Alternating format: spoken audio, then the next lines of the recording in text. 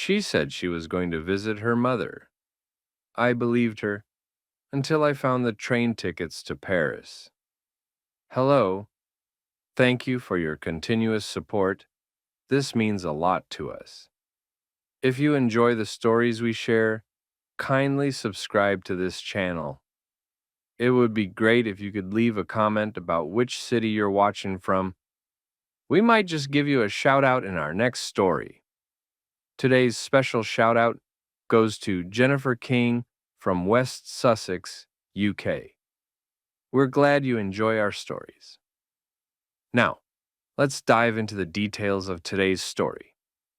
She said she was going to visit her mother. I believed her until I found the train tickets to Paris.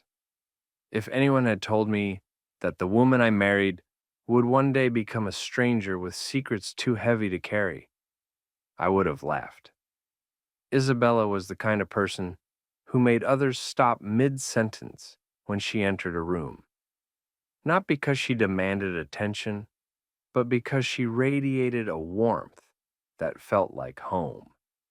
We met under the most ordinary of circumstances, at a bookstore in London. I was in the travel section searching for guides to Japan. She reached for the same book I had just placed back on the shelf. Our hands brushed. She smiled.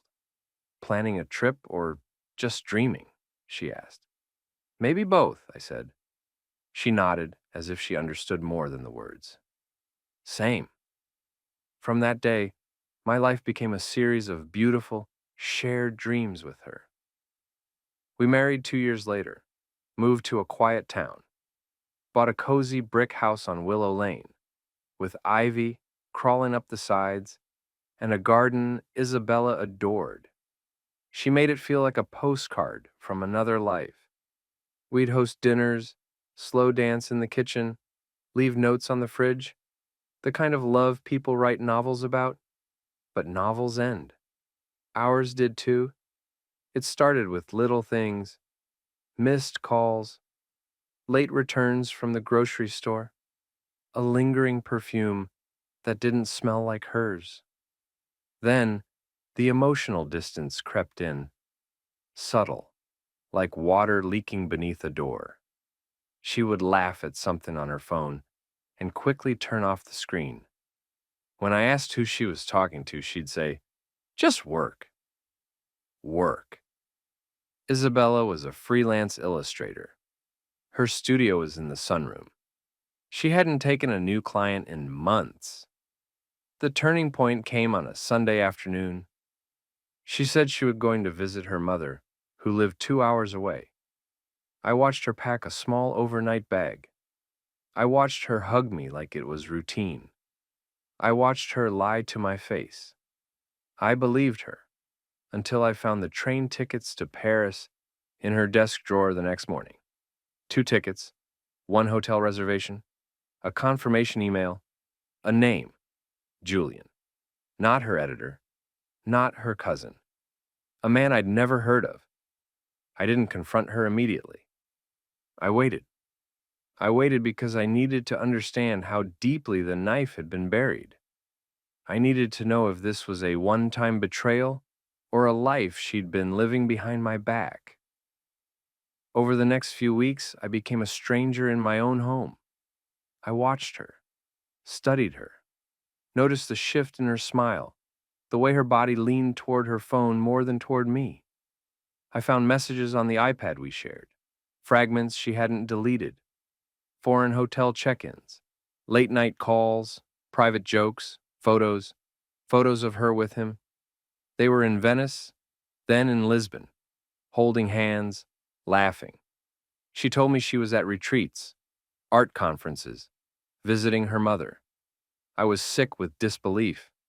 The confrontation was not cinematic. No screaming, no thrown dishes. Just the truth, laid bare in the kitchen where we once danced. I know about Julian, I said. She froze. The spoon in her hand clattered into the sink. How long? I asked. Her lips parted, but no words came.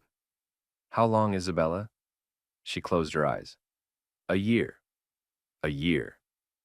12 months of deception, of lying beside me, of sharing dinners, smiles, and whispers, all while building another life. I didn't mean to fall in love with him, she said. The words shattered something inside me. You fell in love? She nodded. It wasn't supposed to happen. He he sees me in a way I forgot how to be seen. And I didn't? You stopped trying. The silence that followed was loud enough to echo. Maybe she was right. Maybe I did get too comfortable. Maybe the spark faded. But love is not a firework. It's a candle. It needs tending. We both let it flicker. Still, she chose dishonesty. And that broke me more than the love she gave someone else. We separated quietly. No war, no court battles. She moved out a month later, taking her canvases and sketchbooks. I stayed in the house on Willow Lane. It was too full of ghosts, but it was mine. For a while, I lived on autopilot. Work, eat, sleep, repeat. Friends tried to reach me. I didn't answer. My mother sent texts. I left them unread. The silence suited me. Then one day, a letter arrived. No name on the envelope. I opened it, expecting some legal document or junk mail. It was from Julian. He apologized. Said he never meant to come between us, that he didn't know she was married.